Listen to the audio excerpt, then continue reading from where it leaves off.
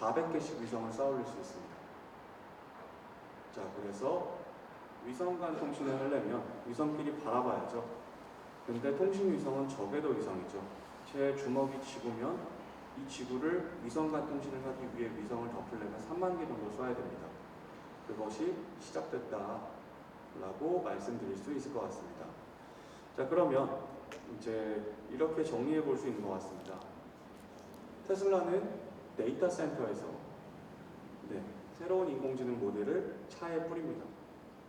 그리고 차에서는 새로 받은 인공지능 모델을 통해 운전하며 데이터를 확보합니다. 확보된 데이터를 다시 데이터 센터로 보냅니다.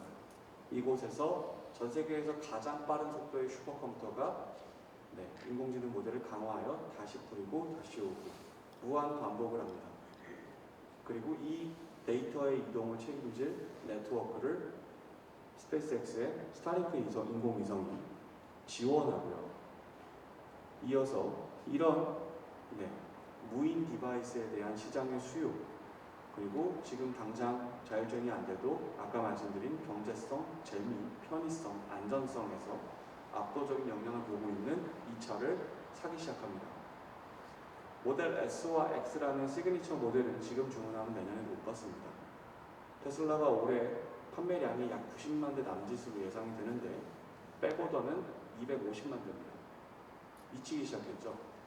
자, 그러면 그것을 대응하기 위한 에너지 솔루션이 필요하니 4680셀이 만들어지기 시작합니다. 개인과 법인 사업자들이 에너지 거래 사업자로서 자발적 참여를 유발하는 거죠. 자, 그것들이 만들어내는 시장의 가치가 5천조에서 1경 정도 된다고 이야기합니다. 왜냐하면 사람을 없애는 것만큼 돈 되는 일은 없거든요. 계산을 한번 드려보겠습니다. 자, 위에 제가 글로 적어놓은 것 중에 동그라미 1, 2, 3이 있는데 동그라미 1번으로 설명을 한번 드려보도록 하겠습니다. 우버가 마일당 결제액이 한 2불 정도 됩니다. 저희가 만약에 로봇택시에서 똑같은 2불을 차지한다, 그럼 그게 다 매출로 잡히게 될 겁니다. 기사님과 쉐어할 게 없으니까. 그리고 마일당 2불을 결제할 때 비용은 보험료 그리고 기타 비용 두개 잡기를 해보면 한 20% 정도 떨어질 것 같습니다. 그럼 마일당 이익이 1.6불. 보통 상업용 이동수단이 하루에 한 200마일 정도를 달립니다. 그러면 한 대가 하루에 320불을 벌 수 있습니다. 그리고 전 세계 상업용 이동수단은 2천만 대입니다. 그러면 하루에 이 산업이 벌 수 있는 돈은 약 7조 원 정도 됩니다. 365일을 곱하면 연간 2,700조짜리 시장이 나올 수 있고요. 만약에 우버 값은 너무 비싸다. 택시가 1마일당 2.6불 정도를 차지하고 우버가 2불, 그리고 개인 자차 소유를 하면 0.6불 정도니까 한 1불 정도 받으면 되지 않겠냐. 그러면 3번 동그라미입니다. 연간 1,000조. 큰 제목을 보시면 구글의 창립자인 레리 페이지가 로봇택시는 구글보다 거대하다라고 4년 전에 언급을 했죠. 당연한 얘기입니다. 오른쪽 그림을 보시면 지난해 빅테크 5대 업체의 합산 영업이익이 200 빌리언 달러인데 우버 반값이면 4배, 우버 값이면 12배의 큰 시장이 도래합니다. 근데 이게 다가 아니죠. 이건 승용이고 상용 시장도 존재합니다. 그리고 노동이 사라진 이동 공간은 우리가 무언가를 즐길 수 있는 스마트 스페이스입니다. 그래서 저희가 CES 같은 텍쇼에 가면 수많은 스타트업들이 차 안에서 놀고 먹을 수 있는 것들에 대한 엔터, 게임, 소셜 네트워크, 업무, 메타버스 컨텐츠들을 들고 나오죠. 그리고 광고도 붙을 겁니다. 그래서 정의할 수 있는 겁니다. 처음 태동한 데이터 마켓, 검색 광고와 쇼핑 광고가 1년에 150조, 200조를 벌입니다. 현대자동차가 1년에 6조, 7조를 벌죠. 어마어마한 빅테크 데이터 마켓의 시작이 그거였죠. 그리고 두 번째 등장한 데이터 마켓, 스마트 디바이스가 1년에 500조, 600조를 벌입니다. 애플을 인류 최초의 1,000조 기업으로 만들었습니다. 세 번째 등장한 데이터 마켓인 클라우드 컴퓨팅이 한 1,500조를 목표하고 다가가고 있습니다. 아마존, 마이크로소프트, 구글을 2,000조 기업의 반열에 올렸죠. 네 번째부터는 엣지 디바이스라고 생각하고 그 엣지 디바이스의 시류를 운전이란 노동을 없애는 자율주행으로 보고 있습니다. 5,000조에서 1경의 시장이라고 보고 있고요. 그 도전에 가장 앞서 있고 압도적으로 앞서 있는 회사가 테슬라고, 이 회사는 이렇게 얘기하는 겁니다. 제가 아까 표지에 로봇 사진이 있었죠. 제가 그린 게 아니라 테슬라가 보여준 거죠. 지난 9월에 이렇게 얘기합니다. 저희는 자동차 회사가 아니라 에너지, 인공지능 네트워크의 삼위일체 발전을 통해서 저부가가치의 업무부터 고부가가치의 업무까지 인간을 대체하는 디바이스를 계속 확장해 나가겠습니다. 사람 모양의 휴머노이드까지 네로 인텔리전스의 개발을 계속해 제너럴 인텔리전스를 만들어서 보여드리겠습니다 라고 얘기했습니다. 그리고 5,000조에서 1경이라고 얘기한 시장은 그저 운전이란 노동을 사라지게 만들었을 때 보여주는 가치일 뿐이다. 그래서 요즘 메타버스에 대한 얘기가 굉장히 많습니다. 같은 시류라고 보시면 됩니다. 사람의 노동은 계속해서 소멸될 겁니다. 제가 하고 있는 일을, 여러분이 하고 있는 일, 굉장히 고차원적인 일들을 하고 있는데 이런 일들은 가장 마지막에 없어지겠지만 저부가가치 업무들은 우리가 지금 자동화라는 테마로 이해해 왔던 것처럼 인공지능, 에너지, 네트워크의 발전과 함께 거듭될 겁니다. 그리고 우리가 노동을 하지 않게 되는 세상, 거꾸로 얘기하면 극단적 편리한 세상이 오게 되면 인간은 유흥 또는 사회적, 경제적 역할을 하기 위해 가상현실 세계에서의 역할이 중요해진다라고 보고 있고, 그것이 하나의 메타버스를 만드는 구축 요인으로서 작동하고 있다고 생각합니다.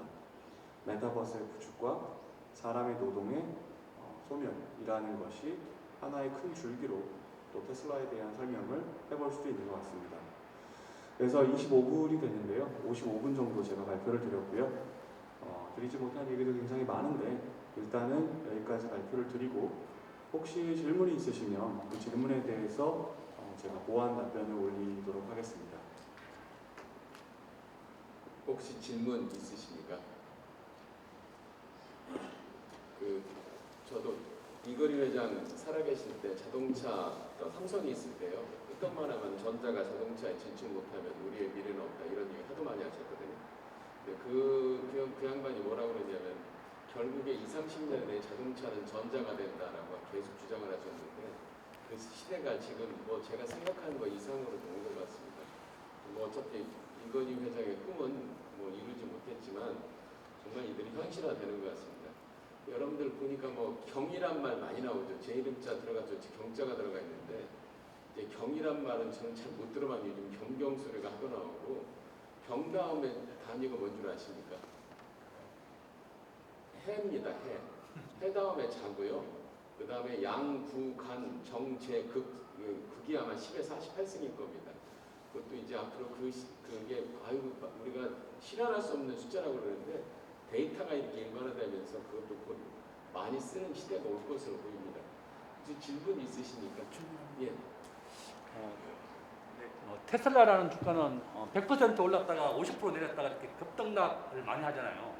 그러면 이러한 주식을 우리가 투자를 해놔도 어떻게 견뎌야 되는 건지 어떻게 하는 방법이 좋을까? 그러니까 급등락이 너무 심해가지고 정신을 못 차릴 정도다.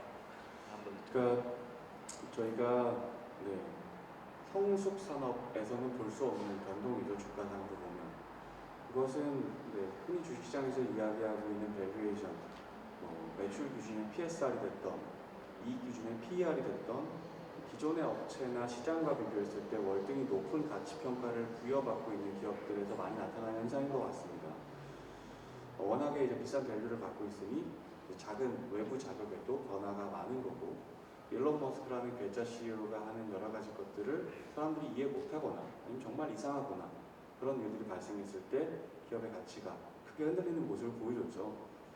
근데 저는 그냥 두 가지만 봅니다.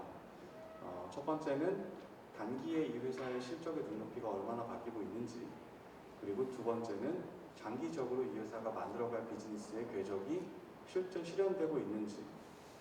그런 맥락에서 예를 들면 올 초에 바라봤던 2022년 내년에 대한 이익 전망치는 주가 이제 이익을 주식수로 나눈 EPS 기준으로 한 4불, 5불 정도밖에 되지 않았습니다. 그게 지금은 15불, 20불을 보고 있죠. 이익의 단기 눈높이가 계속 올라갑니다. 대표적으로 폭스바겐이다. 50만 대 만드는 공장이 있습니다. 독일에. 그 옆에 테슬라의 신공장이 들어가죠. 이것도 50만 대를 만듭니다. 이 공장은 2만 5천 명이 투입되어 있고 이 공장은 12,000명이 들어갑니다. 이 공장은 30시간에 한 대가 나오고 이 공장은 10시간에 한 대가 나옵니다.